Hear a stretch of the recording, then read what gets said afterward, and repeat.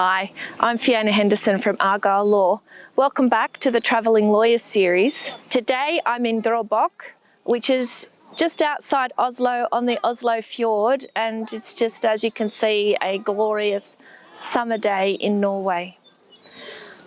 I want to talk today about a few considerations you need to take into account when trying to work out the right setup for your Australian operation. The Australian market is a stable and low-risk market, rich with potential for overseas suppliers. It is also a gateway to Asian markets, which makes it even more attractive. And with the right setup for your Australian operation, you can confidently take advantage of the wealth of opportunities the Australian market has to offer your business.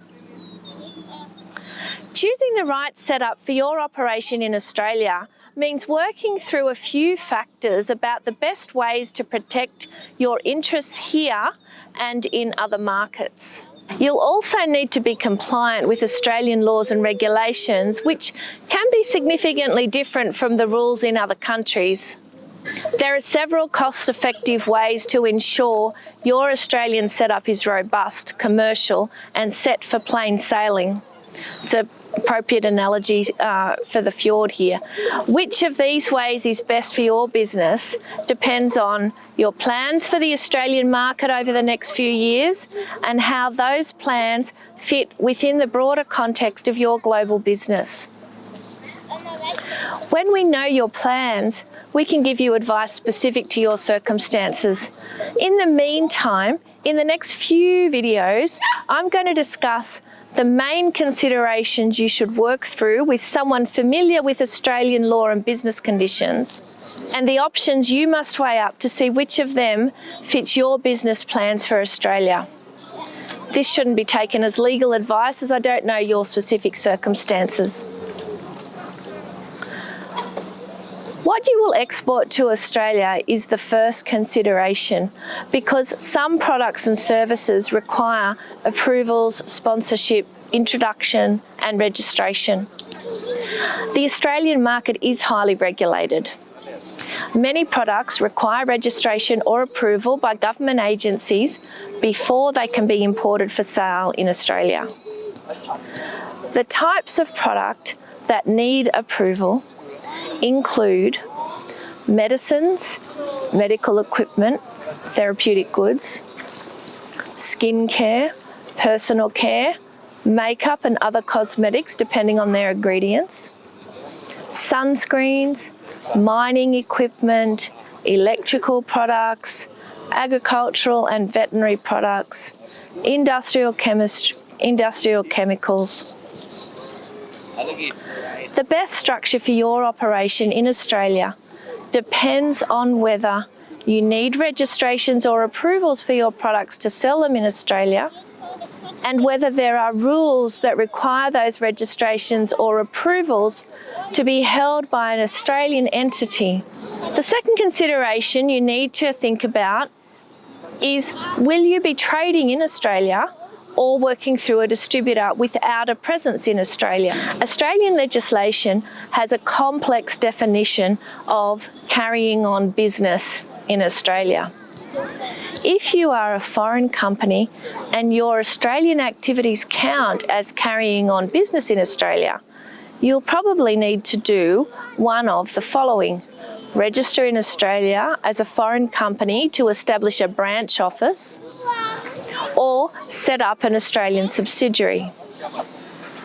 This applies, for example, if you open a place of business in Australia.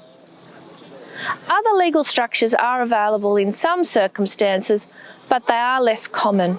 If you do not plan to have a direct presence in Australia and intend a distributor to represent your products, you'll need a robust distribution agreement that protects your interests, covers all eventualities, is enforceable in Australia.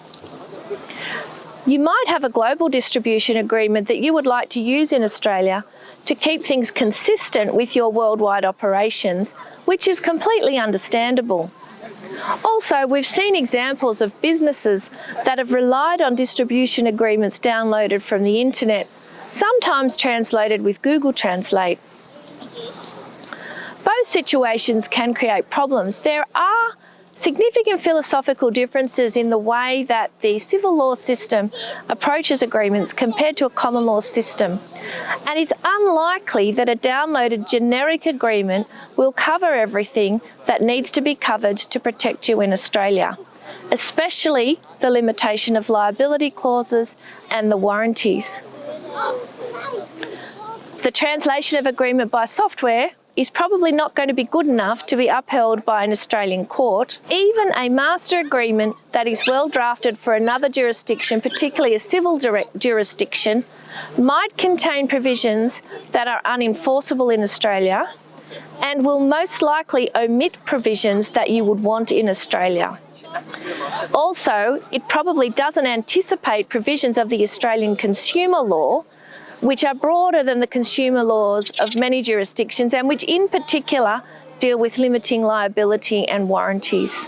When you set up your Australian operation on a firm foundation, you can make a confident entrance to an exciting market.